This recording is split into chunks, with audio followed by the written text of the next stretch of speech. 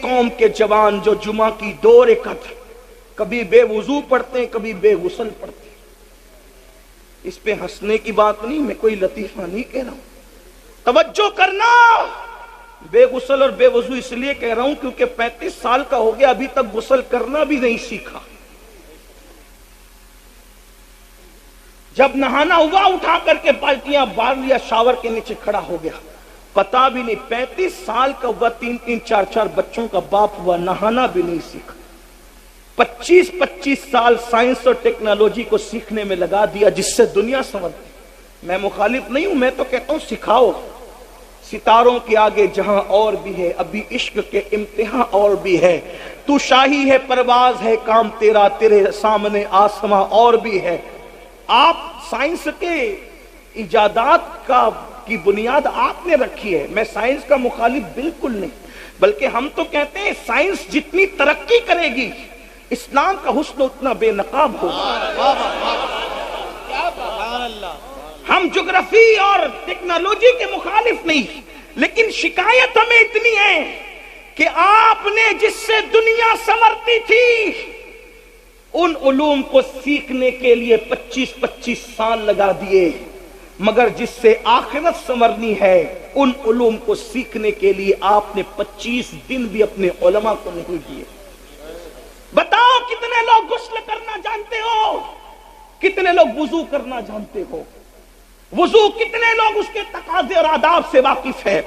جو قوم وضو اور غسل میں ناقص ہو، پوچھو مفتی اعظم سنبھل جلوگر ہیں کہ کیا جن اعضاء کو دھلنے کا حکم ہے وضو میں اگر بال برابر بھی جگہ سوکھی رہ جائے تو کیا وضو ہوگا؟ نہیں ہوگا۔ آپ بتائیں، مگر میری قوم کو کون سمجھائے؟ جمعہ کی 2 رکعت پڑھتے ہو، ان میں سے بہت سارے لوگ بغیر وضو اور بغیر غسل کے، کیا جواب دو گے اللہ؟ یہ دنیا ہمیشہ کی نہیں ہے۔ بڑے بڑے بادشاہوں نے اس دنیا میں حکومت کی، آج ان کی قبروں کا نشان بھی نہیں، کیونکہ انہوں نے آخرت کی تیاری نہیں کی۔ کہاں ہے فرعون کی قبر؟ دولت پا کر وہ ایسے ہی عیاش ہوا تھا جیسے آج کل کے مالدار عیاش ہو گئے۔ دولت پا کر وہ اللہ کو ایسے ہی بھول گیا تھا جیسے آج کل کے مالدار اللہ کو بھول گئے۔ بلکہ ایک بات کہوں گا، پتہ نہیں کہاں تک صحیح لکھی ہے سیرت نگاروں نے، فرعون دن بھر لوگوں کو بے وقوف بناتا تھا اور رات میں اللہ کی بارگاہ میں روتا تھا، کہتا ہے مولا خدا تو ہی ہے، میں لوگوں کو دھوکہ دے رہا ہوں۔ آپ اندازہ کریں، آپ اندازہ، اسی لیے قدرت نے اس کو اتنے دن مہلت دی، اتنے دن اس کو مہلت ملی۔ میں کہتا ہوں فرعون رو رہا ہے راتوں کو، فرعون رو رہا ہے۔ اے کلمہ پڑھنے والے، کیا کبھی تو نے اپنے گناہوں کو یاد کر کے بھی آنسو بہائے؟ آپ مجھے بتاؤ تو صحیح، کہاں ہو، کس دنیا میں ہو؟ یاد رکھنا یہ دنیا میں ہمیشہ نہیں رہو گے۔ کیا کرونا کی مہاماری اور کرونا کی قیامت صغریٰ میں تم نے بڑے بڑے طاقتور پہلوانوں کو، نوجوانوں کو موت کے گھاٹ اترتے نہیں دیکھا؟ اور تم نے نہیں سیکھا کہ دنیا میں کوئی اپنا نہیں ہے، یہ دنیا مکار ہے، مکار، یہ دنیا فریبی ہے، فریبی۔ اسی دنیا میں ہم نے کرونا کے دور میں چھوٹی سی عمر میں دیکھا کہ باپ کے جنازے میں بیٹا شریک نہیں ہوا، بیٹے کے جنازے میں باپ شریک نہیں ہوا، دادا کے جنازے میں پوتے شریک نہیں ہوئے، پیروں کے جنازے میں مریدین شریک نہیں ہوئے، مریدوں کے جنازے میں پیر شریک نہیں ہوئے۔ ذرا سوچو تو صحیح، یہ دنیا ہی دنیا ہے، اس مکار دنیا کا کیا حال ہے؟ میرے امام کہتے ہیں شہد دکھائے، زہر پلائے، قاتل ڈائن شوہر کش، اس مردار پہ کیا للچایا، دنیا دیکھی بھالی ہے۔ میرے بھائیو آخرت کی تیاری کرو، جس دن موت کی ہچکیوں سے، جس دن موت کے تلخ جام سے یہ آنکھیں بند ہو جائے گی اور جسم کا تعلق روح سے ٹوٹ جائے گا، میرے بھائی تیری فیکٹریاں، تیری کمپنیاں، تیرے اے ٹی ایم، تیرے پی ٹی ایم، تیرے بینک بیلنس، تیری زمین، تیری جائیداد، تیرے مکان، تیرے محلات، تیری بیویاں، تیرے بچے، کچھ تیرا نہیں ہوگا۔ یہ ایک جھوٹے خواب کی طرح دنیا ہے۔ اللہ اللہ، جب آنکھیں بند ہوگی تو اکیلا ہوگا، تو اکیلا ہوگا میرے بھائی۔ ایک فقیر کے دل کی فغاں کو اپنے دل میں اتارنے کی کوشش کر لے میرے بھائی، اس دن تو اکیلا ہوگا۔ ہوگا، نہ کوئی تیرا ساتھی ہوگا، نہ کوئی تیری سنگت ہوگی، کوئی کام نہیں آئے گا۔ مال اتنا دھوکے باز، ادھر روح نکلی وہ وارثوں کا ہو گیا۔ دوستوں کا حال یہ ہے کہ لوگ جنازے میں بھی شرکت کرنے کے لیے کتراتے ہیں۔ اللہ اللہ، جو وفا کریں گے اتنی وفا کریں گے، جو وفا کریں گے بس اتنی وفا کریں گے کہ قبر میں تجھے ڈال کر کے منو مٹی کے نیچے دبا کر کے واپس لوٹ جائیں گے۔ اس وقت کا اندھیرا کیا ہوگا؟ ارے اپنے 10x10 کے کمرے میں اگر پاور بند ہو جائے تو اس کی گرمی کو ہم برداشت نہیں کر سکتے۔ ہائے قبر کی گرمی کیا ہوگی، قبر کا اندھیرا کیا ہوگا، قبر کی تاریکی کیا ہوگی۔ میرے بھائیو، اپنے آپ کو دھوکہ نہ دو، آخرت کی تیاری کرو۔ کیا بھیج رہے ہو آخرت کے لیے؟ کب تک دنیا میں مگن رہو گے؟ کب تک دنیا میں مست رہو گے؟ کب تک گناہ کرتے رہو گے؟ خدا کے غضب کو چیلنج مت کرو۔ صدیق اکبر جیسی شخصیت، حضرت صدیق اکبر ابو بکر صدیق، صبح کے وقت آپ رستے سے گزر رہے ہیں، صبح کے وقت رستے سے گزر رہے، تھوڑی دیر بیٹھ کے سن لیں، تھوڑی دیر بیٹھ کے تھوڑی دیر سن لیں۔ میں نظر لینے سے کسی گھمنڈ کی وجہ سے انکار نہیں کر رہا ہوں۔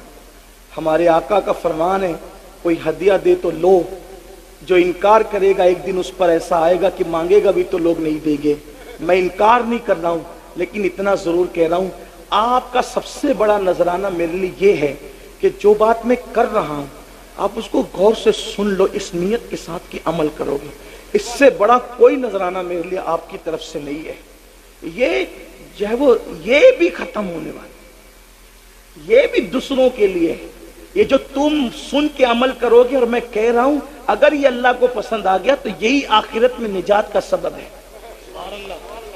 توجہ کرو، دھیان دو، دھیان دو۔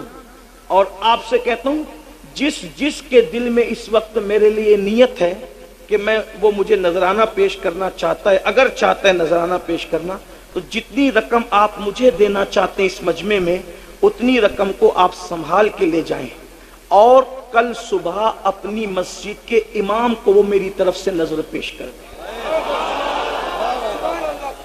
ٹھیک ہے؟ اب کوئی ادھر نہیں آئے گا، صرف لوگ غور سے سنیں گے۔ بولو کرو گے کہ نہیں کرو گے؟ ہاں، لیکن یہاں اس لیے کرو گے کہ یہاں سب مجمع دیکھ رہا ہے، وہاں اس لیے نہیں کرو گے کہ کوئی دیکھ ہی نہیں رہا ہے۔ درود شریف ایک بار بلند آواز سے پڑھیں، سب اپنی جگہ بیٹھ کر کے گفتگو سنیں۔ رب ایک بار درود شریف پڑھ لیں، رب صلی وسلم دائما ابدا علی حبیبک خیر الخلق کلہم۔ عرض کر رہا تھا، صدیق اکبر رضی اللہ تبارک و تعالی صبح کے وقت ایک راستے سے تشریف لے جا رہے، دیکھا کچھ چڑیا ہے، چڑیا، وہ چڑیا چہچہا رہی ہے۔ صبح کے وقت چڑیا چہچہاتی ہے تو کتنا اچھا لگتا ہے نا، چڑیا چہچہا رہی ہے۔ تو صدیق اکبر ان چڑیوں کو چہچہاتا دیکھ کر رونے لگے، آپ کی آنکھوں میں آنسو آ گئے، چڑیوں کی چہک کو دیکھ کر رونے لگے۔ کسی نے کہا امیر المومنین کیوں رو رہے ہیں؟ تو فرماتے ہیں چڑیا کتنی خوش نصیب ہے، یہ چڑیا کتنی خوش نصیب ہے۔ ابو بکر اس لیے رو رہا ہوں۔ کہا حضور آپ سے بڑھ کر کون خوش نصیب ہو سکتا ہے، آپ چڑیا کو خوش نصیب کہہ رہے ہیں؟ تو اب فکر سنو، صدیق اکبر کہتے ہیں قیامت کے دن یہ چڑیا مٹی ہو جائے گی، اللہ اس سے حساب نہیں لے گا، لیکن اللہ ابو بکر سے حساب لے گا۔ پاک کی بارگاہ میں ابو بکر کیا جواب دے گا؟ اللہ جب ابو بکر سے حساب لے گا تو ابو بکر کیا جواب دے گا اپنے اللہ کو؟ یہ سوچ کر کے رو رہا ہوں۔ مجھے بتاؤ، جس کی تقدیر میں رسول اللہ کی زیارت لکھی ہوئی ہو، وہ صدیق اکبر قیامت کے دن کیا جواب دیں گے اللہ کو؟ اس تصور سے رو رہے ہیں۔ آپ مجھے بتائیں، رسول اللہ کو دیکھنے والا رو رہا ہے، اور یہاں ہیرو کو ننگا دیکھنے والا کہاں لگا رہا ہے کہ میں جنت میں نہ جاؤں گا تو کون جنت میں جائے گا؟ جنت تو میرے باپ کی ہے۔ سوچو، اس کا مطلب اللہ کے دین سے دور ہوئے کہ نہیں ہوئے، اور کس قدر اپنا نقصان کر رہے ہو۔ یہ صدیق اکبر کی فکر آخرت ہے۔